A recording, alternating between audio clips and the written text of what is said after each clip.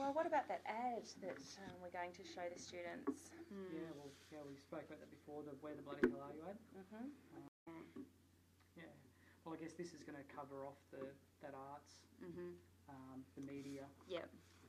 Essential learnings. And then start delving into the identity and groups. So I suppose we can really sort of get the Y chart out and get their emotions and what they're thinking and feeling between the first.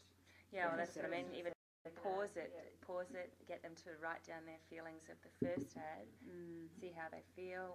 You know, what does it tell you? What messages do you see in this ad? And then doing the same again after the second ad, and ask the question, why do you think those events took place in the second ad? You know, what's happening in our society. And I think by encouraging this discussion, we're using that skill of inquiry, and it will allow them to get further and further and keep questioning why these ads. Did they find it confronting? Did they agree with any of it? Did it make them feel proud to be an Australian? And if so, which one? Do you feel ashamed, and why? But then go on and sort of focus more on you. So did either of these ads portray you? What does it mean to be Australian? Yeah. So, you know, and I thought a good activity would be, you know, we just celebrated Australia Day. Get them to, they can be the committee that has to put together a party or the event for the newly the new Australian citizens or something, you know. So you've got to throw a party for these people who have just, you know, become Australian citizens. And what food would you serve? That's what clothes, right. What dress code would there be? What games would you play? What things identify us as Australian? And how would you portray that in the party or whatever, the celebration? And I think also maybe something to stress is that no answer is incorrect. No, that's right. That this is how they, you know, there is no wrong answer. No. It can't be wrong, because if they're a third generation Australian with a Muslim heritage, that's right. They're as Australian as anyone else in the room. That's right. So, you know, their idea of what it is to be Australian could be completely different to one of the other kids in the class, but they're both 100% right. Because that then brings you onto the multicultural, and what does that mean? Because in saying, I'm agreeing with you, Tony, with the celebrations and things like that as well, not all Australians celebrate Christmas. Well, they might celebrate it, but in different ways. Yes. And we can build a calendar within the classroom with all all the the different different. celebrations. That's a great idea. And this is why we celebrate this, and this is what we do, and that's great.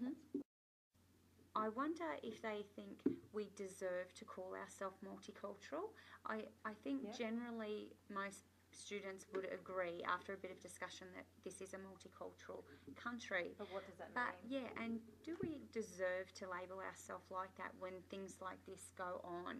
And the important message, I suppose, is that we do need to stop this sort of behaviour, and how can we stop this behaviour? And then we can go further on to in the racism. Well, I suppose the racism, because really focusing on that second clip, you know, we've got Pauline Hanson, you know, shooting her mouth off.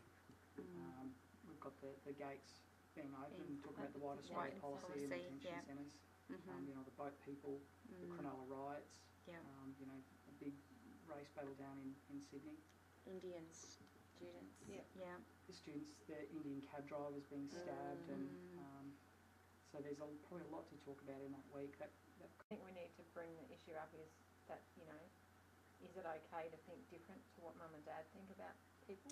Definitely. Can we, you know, if mum and dad doesn't like this person because they go to that church, can we still be their friend? I think we have to bring that. So really that they're allowed to have their own opinions and ideas. So first of all, just ask what is racism and define it, and then where does it come from? Where does it stem from? Are you learning it at home? Are you picking off things on television or radio? A radio announcer making a sly comment, everyone having a laugh. Does that just then create the norm?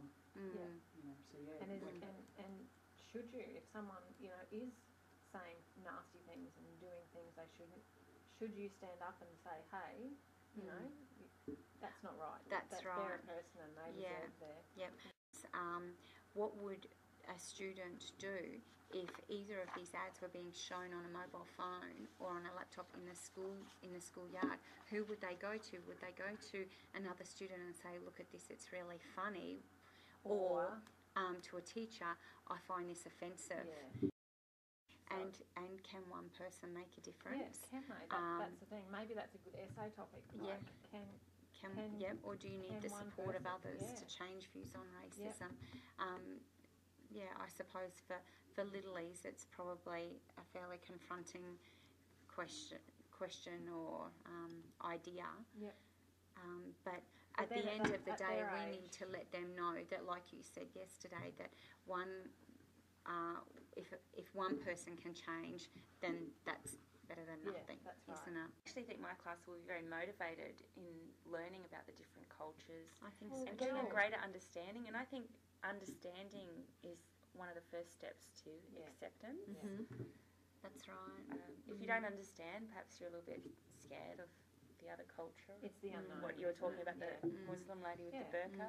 Yes. Yeah. So if they don't understand, they think they're different, don't they? That's right, and that brings us right back to the very core that being different or diverse does not mean being deficient.